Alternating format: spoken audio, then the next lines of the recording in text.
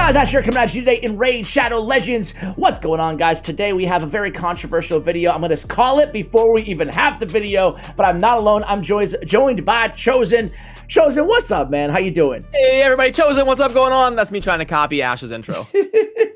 Gotta crank it up, man. I can't do it like you can, man. You're better at it than I am. You know what it is? You know what your problem is, man? Like, not to take shots, dude, at my guest here, but you need a standing desk, man. You need a standing desk. It brings the energy out, man. When I was sitting down, I was like, hey, guys, how you doing? But now I'm stand like, hey, guys, I get to move around, and it's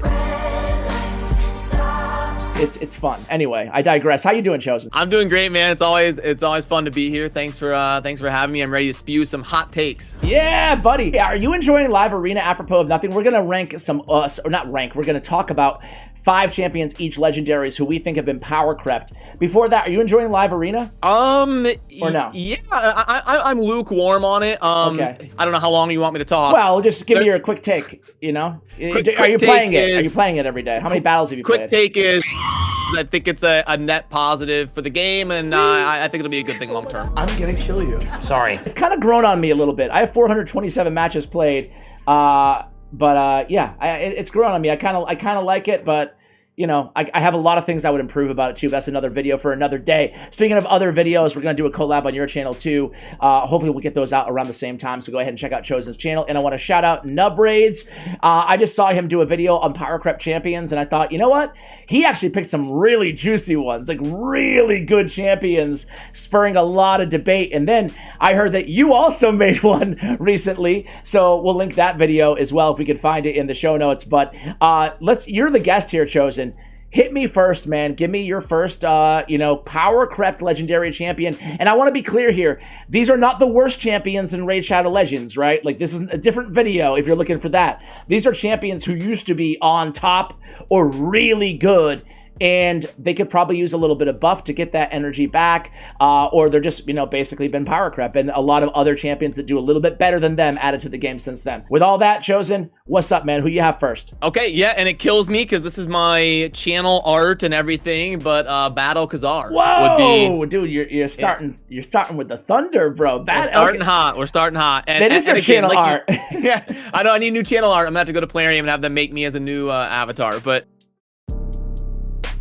You can do that? No, no, you can't. Like you said, champions that went from being god tier to even just being average or solid, that would technically be a massive power creep. And I think Bad-El goes from somebody back in the day when Raid launched, was kind of unanimously regarded as a top 3, 4, 5 champion. And now he wouldn't be anywhere near that. He'd be like a top 50, 60 champion. So has definitely been power crept, even though he's still very solid, very great for progression. I would say he falls in that category.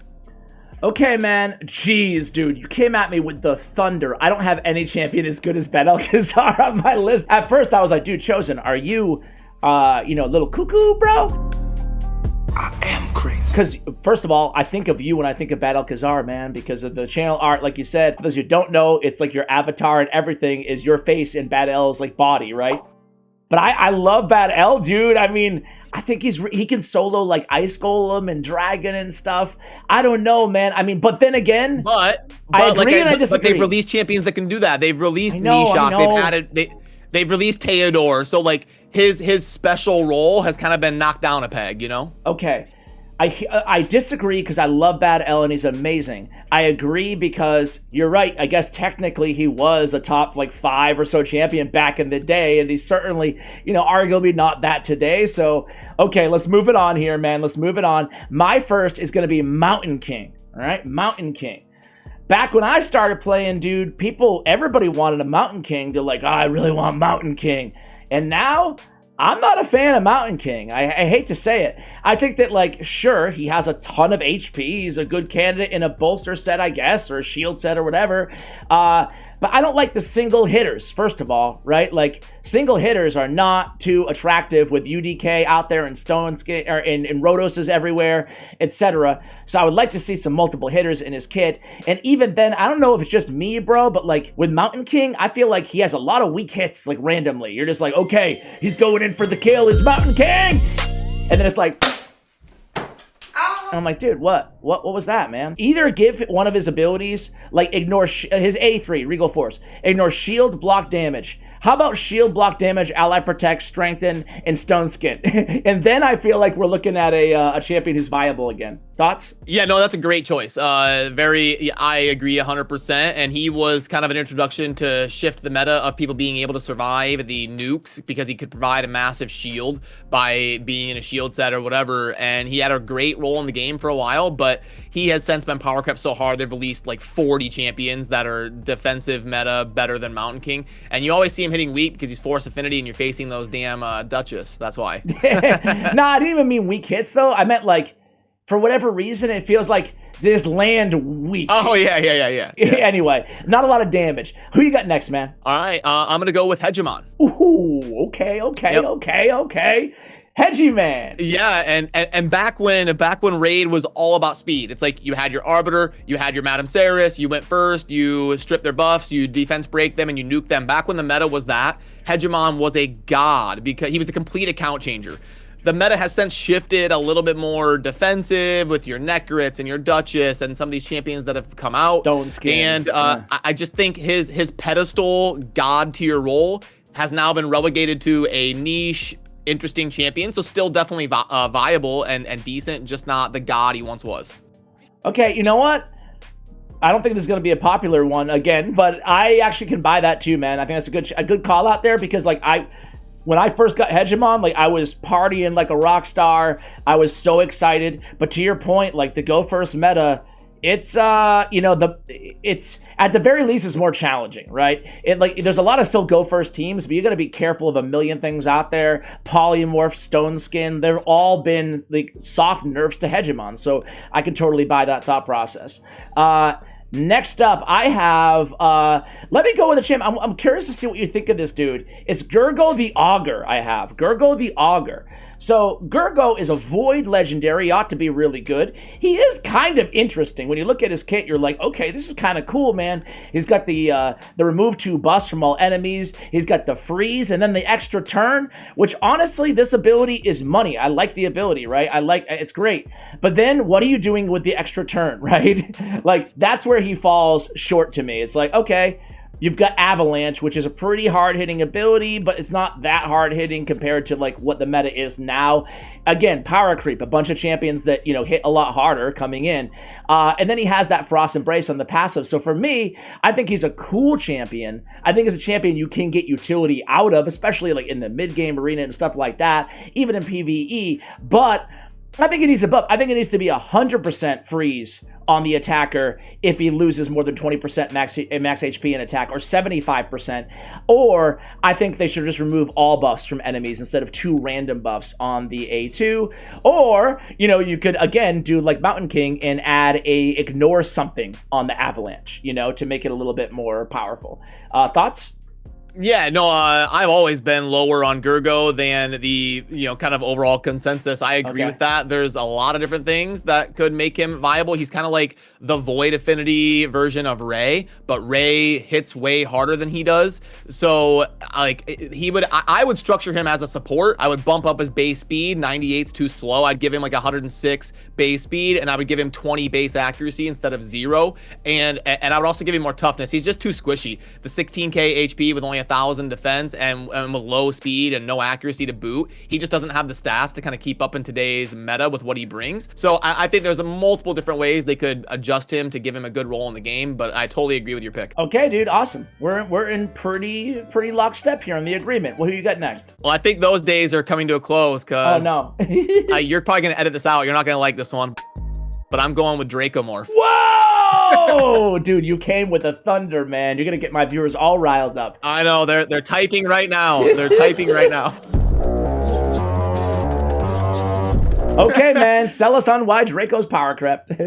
Still a good champion. Now, I'm not saying Draco's trash, but Draco used to be on this pedestal of just an absolute god to your pull. And I think ever since they introduced Lydia to the game, which is a guaranteed version that does the weaken and the defense break, but she also brings the increased speed and void affinity, never hitting weak, all that sort of stuff. So I think she being added to the game, or her being added to the game, I think really knocked Draco off that god tier status that he was in, even though he's still a very good champion. Again, similar to Bad-El, I think he went from top 5 legendary in the game status to like top 40-ish, because you're never going to use him in PvP or anything like that. So I think solid, but just not the god that he once was. Okay, man. First of all, some people can use him in PvP, like if you're not endgame, you know, as a debuffer, because he's still got the abilities. There's only 4 champions in the game still, I think. Bellinor, Lydia, Venus, Dracomorph that have decreased defense and weaken on the same ability on a 3-turn cooldown. I might be forgetting somebody, but I think... So I still think it's a very special, you know, skill set to bring to the table. And then all those poisons and the 4-time hitter, Brad. Oh, bro. Again, I know. I'm coming with the heat. I agree he's good. I know. I I appreciate you not coming in with, you know, Fortis as an option, you know? Because they might kill you. Same thing that you know, how you opened the video. I think that Draco... I guess, like, just by sheer fact that they've added a bunch of amazing champions to the game, I wouldn't say he's a top 5 champion, but boy, he's still really good. But, you know, technically, I guess you could be correct there. I went a little bit lower than Dracomorph. I went with Vizier Ovelis, the next option. So... Vizier's a champion that, again, like when I started playing this game, and you were playing when I started playing this game, so you know that everybody wanted to get their hands on Vizier. They're like, oh, I need him. I need this champion. And now if you pull him, most players probably going to be like, oh, okay. You know, can I have a redo? Because, you know, that A1 is still money if you're looking for like a buff extension, you know, clan boss team or something like that, right? But I really think now, since that has gone away from the meta's really shifted to unkillable teams or affinity shield teams or block damage teams, blah, blah, blah, blah. I would love to see a buff to Vizier to give him a little utility out of just that one A1 clan boss, you know? So like maybe Master of Misery, maybe make this an AoE ×2 hitter still on a 4-turn cooldown, right? Like, it sounds like a massive buff. Wait, a single target 2-time hitter to an AoE 2-time hitter? But he's only got a 75% chance to place a block debuffs, decrease attack, and heal reduction, which is really good. But I don't know, man. I mean... Maybe you take away, I don't know, one of these buffs just so he's not too powerful, but it's a 4-turn cooldown. I don't know. Again, I'm getting pretty niche here, but I feel like he needs a lot more. He does have the debuff spread, which is really nice, but give him some utility to play him anywhere really else right now. Like, where are you seeing Vizier used? Yeah, no, that's a great pick. You do see him for some certain niche strategies, but the evolution of the meta into unkillable compositions after the community and some really smart people like Deadwood Jedi and all sorts of people figured out how to reverse engineer the turn meter and start to really build these unkillable compositions, it completely destroyed Vizier. He was probably the biggest casualty of that meta shift in like late 2019, early 2020. So yeah, he went from an amazing champion with a really cool role in the game to basically being irrelevant. So yeah, I think it's a really solid pick. Thank you, thank you. I guess, you know, triple hitter Fire Knight could be pretty useful there in some situations, but again, it's more niche roles. Who you got next, man? All right, I am gonna go with Trunda. Oh my God, Brad. Trunda! Yeah, so I mean, best AoE nuker in the game, bro. Yes, but Trunda was like the goddess of PvP, and there was literally a discussion in the community how Hades got roasted for this. There was a discussion on if Trunda should be nerfed because literally no one could compete with her, and it kind of like ruined every other DPS in the game. And I remember, I think how Hades did a video talking about how he thinks it would be healthier for the game if Trunda would get nerfed, and everybody roasted him for it. But now, like, they've added Leorius, they've buffed Baron, they've added Gyorgid. They just keep releasing tons of top tier DPSs that Trunda went from the undisputed queen of arena DPS to now what, like top 10? Like she's still really good. Just again, I'm going for champions that were like the absolute top tier of raid to have just become like solid instead of top tier. Here's the thing, Draco, I can buy your argument, and who was the other one? Bad-El, I can buy your argument as well, because I can see your point. And Hegemon. But on Trunda, although I would grant you, I will yield to the fact that she is no longer a top 3 or 2 arena nuker, you know, with Leo and Gyorgid and stuff like that. However, her amazing ability in like Hard Spider and Hydra, like hitting for millions, I feel like that helped kept her on top in terms of one of the better nukers out there. And again, I can buy that. Like I still think Trunda's great. I'm just trying to come with the heat of champions that have I know you are. They once were. Yeah, Of what they once were. To give somebody like this sort of a kit with this much damage and then give him like 23k base HP as well, like that survivability. That alone is really, really cool and special, but okay, I'll move on to my choice. I Captain Obvious here, we can do this one quickly. It's Roshcard the Tower, dude. I mean, like, the day that he was actually like a useful champion, right? Before the day that Helicath was introduced to the game. I even forget which faction he was. That's how little I use him now. But like, Helicath basically came and he said, zone of protection, take that, throw it in the trash, and I'll see you later, man. Like, no one really uses Roshcard anymore unless they don't have Helicath, I would say, or unless they're running them together in some obscure double block damage team for Iron Twins or whatever, you know? So yeah, man, I think that this is like, zone of protection is just a way worse version than what a fusion that everybody had the opportunity to get has. Okay, chat, can you help me out here? Look at this hypocrisy I'm having to deal with. Ash roast me for putting Draco on here because Lydia came out that has a better version of his ability. Then you go and you put, you take Roshcard out because Helicath came out and that has a better ability. So what's up, bro? I love this. I like the debate, man. Thanks for bringing it to me. I will debate you because because I feel like block damage is such a more niche thing than doing a ton of damage with a million poisons and decreased defense and weaken. And frankly, I mean, literally his only use in the entire game was block damage unkillable. And then a champion came out with a way better version that was available to everybody. You know what I'm saying? Like, that's kind of like, and I guess you could make that with Lydia. I get the point with Lydia, right? But like, I don't know, man. Lydia's a lot harder to get than a fragment summon. Either way, though, point taken. You don't agree with Roshcard? Again, available to everybody. This guy, he just acts like fusion champions are free. I mean, come on, my free-to-play players. Are fusions free? Dude, you're not telling me that Roshcard the Tower is comparable to freaking Trunda Giltmallet, bro. Get out of here. No, I actually do agree with you. It's a good pick. I'm just being funny. So we agree on Roshcard. Who you got? Who's your last champ? I would say Tormin the Cold. Okay. Yep. I think, again, a similar story to Hegemon, you know, somebody that really countered what 99.9% of arena teams were and really put fear in their eyes. With the meta shifting, we see champions like Hegemon and Tormin that counter a very specific thing that was very popular. Now they slide down. Tormin's still very good. I use him sometimes to counter certain people, so it's not like he's, you know, an awful champion, but I don't think he's quite as devastating and feared as he once was. Why can't I say that phrase? As he once was. I ain't as good as I once was. It's like the fourth time I messed up trying to say that. I think that Tormin is a boss because he deals a lot of damage, and that freeze is still a pain. Even like nowadays, I feel like, to your point, like even when I see him, if I see him in live arena, I'll be like, Tormin, I'm not too worried about Tormin anymore, you know? And then he comes in and he like does a lot of damage and he brings a lot in his kit.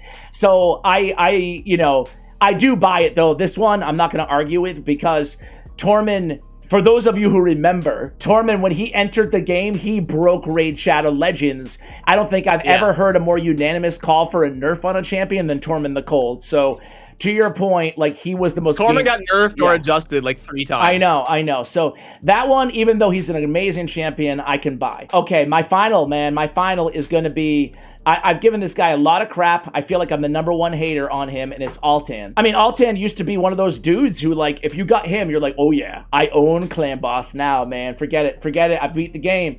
But now it's just like, I get disappointed when I pull him because, again, decreased attack on the A1 and an increased defense is not enough to justify, and a little bit of damage on that A1. It's not enough to justify really any sort of strong utility in Demon Lord, which was his bread and butter back in the day. And now, I mean, he's just a decent mid-game to maybe early end-game carry in terms of having an increased defense option, with a defensive aura. Yep, great pick. I've liked your picks. I think Altan's a great choice. He had a ton of tankiness because he would place the increased defense and the shield while also decreasing attack of certain like boss fights, like you said with the Demon Lord. Amazing champion for Demon Lord progression early game, but you're right, he gets phased out by there's like 85 legendaries that are better than him now. So, Yeah. you know, there used to be 78 legendaries in the game. Now there's like 80 that are better than him. Better than him, yeah. Great pick. Okay, man. Well, hey, thank you so much for coming on, Chosen. Thank you for bringing the thunder. As always, we'll have a link to your channel